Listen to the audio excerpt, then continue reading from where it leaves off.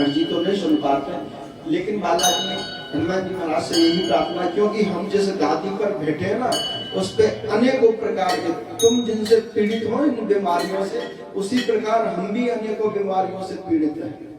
शत्रु जैसी बीमारी, जिस प्रकार फसल है, फसल जब उगती है, उगने से पहले अनेकों अनेकों प्रकार की बीमारियां फसल में लग जाती, जिससे अनेकों रोग लग जाते हैं। उसी प्रकार ये मान लीजिए हम तलवार की धार पर बैठे हैं, अनेकों अनेकों कलंक झेलना पड़ता है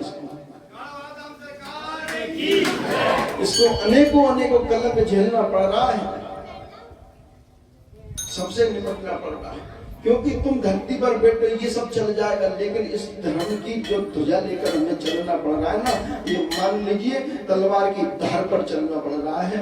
अनेकों अनेकों संकट उत्पन्न हो रहे हैं, लेकिन देखो समय का बड़ा प्रभाव है। जो जब समय बदलाव होता ना, जब जो ईश्वर को भी नहीं मानते ना, वो भी उनकी दुहाई देने लग जाते हैं। नजर नई नजारों की बात करते हैं, जमी पर चांद सितारों की बात करते हैं। जिनको हमने आंखों से देखा हस्तियों को लूटते हुए, जिनको हमने देखा आंखों से हस्तियों को लूटते हुए, वो स्वभावों की बात करते हैं।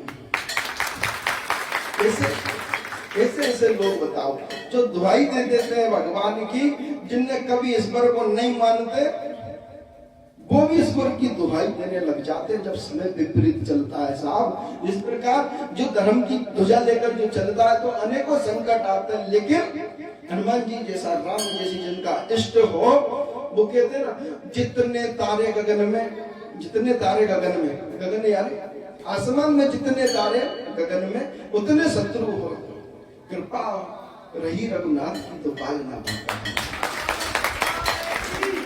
क्योंकि जब ये लंका में डंका बजाते हैं तो अच्छे के प्राण निकल जाते हैं, क्योंकि इनसे बड़ा कोई वीर कभी हो सकता न कोई होगा।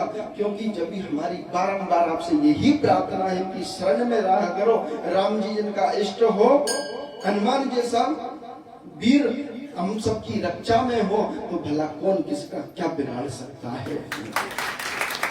तो इसी प्रकार जिस प्रकार फसल में रोग लगते हैं, इसी प्रकार हमें सब में रोग लगे हुए हैं।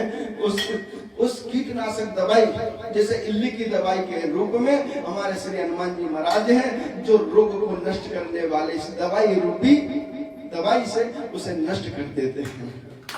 तो इसलिए राम नाम के प्रभाव से, हनुमान चालीसा के प्रताप से और इस दवाई के प्रताप से आपकी जितनी भी बीमारियां हैं वो नष्ट हो जाती हैं। यही हमारा कहना है। आप राम नाम का जाप हमेशा करते रहें, राम नाम का उच्चारण करते रहें। हम जिन